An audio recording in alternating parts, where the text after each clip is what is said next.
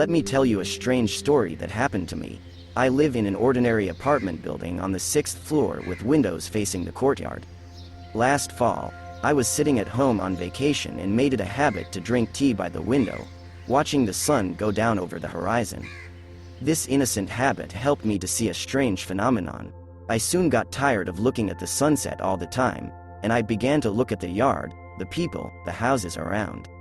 One evening, when the sun had already disappeared behind the houses and did not blind my eyes, I noticed in one of the windows of the house opposite a figure with a white oval face. Someone also looked into the courtyard from the 4th floor. The next day, at the same time, while drinking tea, I again saw the figure and already looked at it more carefully. Apparently, a child was sitting by the window. I also thought that the child was probably sick and was sitting by the window, watching more successful peers playing football in the yard. Then twilight thickened completely, and I could no longer make out the figure. It is noteworthy that the light in this window and neighboring windows did not light up after dark. On the 3rd day, my gaze already involuntarily searched for the silhouette in the window, and here it is again. I remembered that in all that time the child had never moved. And I was also somewhat embarrassed by his eyes.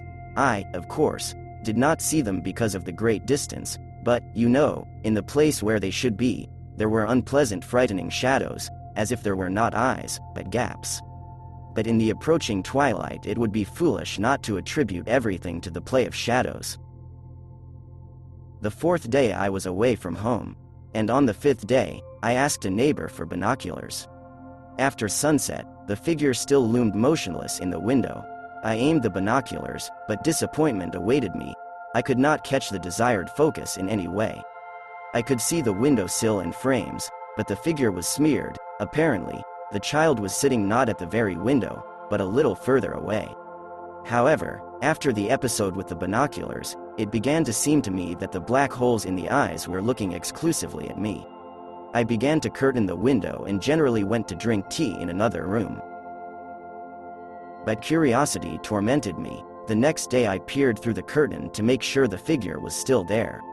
Let me remind you that according to my observations, the light in the window also never turned on either in the evening, or at night, or in the morning. All this excited me extremely.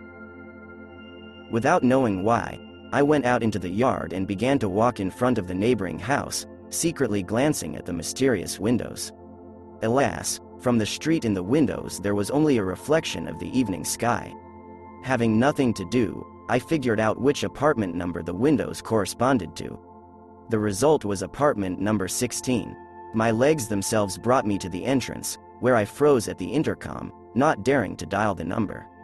The feeling that I was doing something stupid struggled with my irrepressible curiosity. At this time, the door opened and an elderly couple came out of the entrance. I took this as a sign and, after greeting them politely, went inside. Climbing up to the 4th floor, I came up with a legend. If ordinary residents open the door to me, I will say that I mixed up the entrance. At the cherished door with the sign, 16, I stood for a while, taking a deep breath and exhaling. I pressed the call button. And nothing happened. I didn't even hear the bell on the other side of the door. Frustrated, I examined the door, hoping to learn at least something from its appearance. Then for some reason he pulled the door handle, and the door opened. It was unlocked. As in a dream, the black doorway of the entrance to the apartment opened up before me. I am a brave person. I have been to such places and faced such things that I can really declare myself that way. But then I felt an extraordinary excitement, which I could not remember in my life. I knew that I would not be able to get in. Wanting to attract less attention and trying to keep my head from thinking of an excuse to back off, I entered the apartment with my arms outstretched. The door had to be closed behind them. Apparently, there was no electricity in the apartment. For the same reason the doorbell did not work. Gropingly, I began to move towards the rooms. First I looked into the large living room. It was lighter here. The uncurtained windows gave a little light. The room was completely empty. All I saw was the floor, the ceiling, the walls with peeled wallpaper, and a thick layer of dust on which my footprints could be seen. Looks like the apartment has been abandoned. I realized that the mysterious silhouette was in the back room, where a corridor with a bathroom and a toilet led. I had to go back to the hallway and carefully sneak through this corridor. The door to the bedroom was closed, and I had already worked myself up to the highest point. I was ready to see any devilry behind the door. With a nasty creak, I opened the door and entered the bedroom. There was no one there. Also peeled walls, a light bulb on a cord hanging from the ceiling. But by the window there was a children's desk, quite old. They don't make them for a long time. They were usually bought for first graders. A chair was pulled up to the table, but not too close. I slowly approached the window. The twilight grew darker in the yard. I easily found my windows. The kitchen light was not turned off, and the window was not curtained.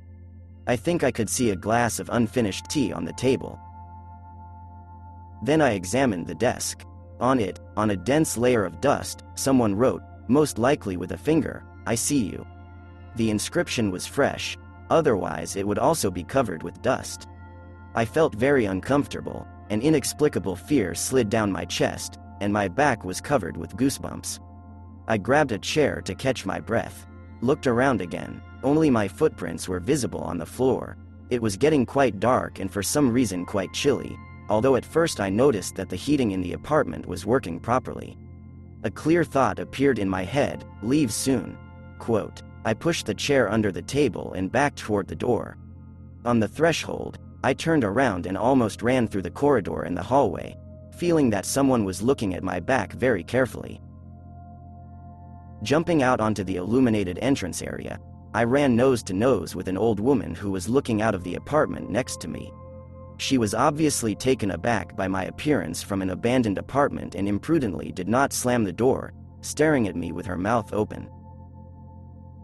I said hello and said that I was looking around the apartment, thinking about buying a home in this house. The old woman probably did not believe me, but she came to her senses, closed the door, leaving only her nose in the doorway. Then she said that, they say, it is, the apartment has been for sale for a long time. I asked at random what happened to the last tenants, otherwise, they say, a tragedy happened to them in this apartment. The old woman still retreated into the apartment and from there shouted that she did not know anything. There were no tenants for a couple of years already. After that, she slammed the door. From the rustling outside the door, I realized that she was looking at me through the peephole. Guessing that at that moment her hand most likely reaches for the phone to call the police, I hurriedly left the entrance and returned to my home. The next evening there was no figure in the window, as it was not then. Maybe I pushed the chair in vain? I thought one day, when my thoughts again returned to the experience. A year has passed since then. To be honest, I forgot about that story. But yesterday I came home from work early and decided to have some tea. While waiting for the kettle to boil, I began to look out the window. Understanding that those same windows are lit did not come immediately. My terrible adventure flashed through my head, and I began to eagerly, to tears in my eyes, peer into the burning rectangles of windows. I saw people walking there, turning the lights on and off. It looks like someone moved into the apartment. There were no curtains on the windows yet. I counted at least 3 silhouettes. Probably just an average family. And now I'm sitting and I don't know, is it worth it to go to them and tell this story, presenting it in the best traditions of Hollywood horror films? Of course, they will not believe, and if they do, then what good is it if I plant in them unpleasant suspicions and feelings of something unknown and terrible nearby? Or maybe I'm just a paranoid with a rich imagination and I shouldn't climb to decent people with my unproven thoughts and assumptions? What would you do? Thank you for your attention. Subscribe to the channel.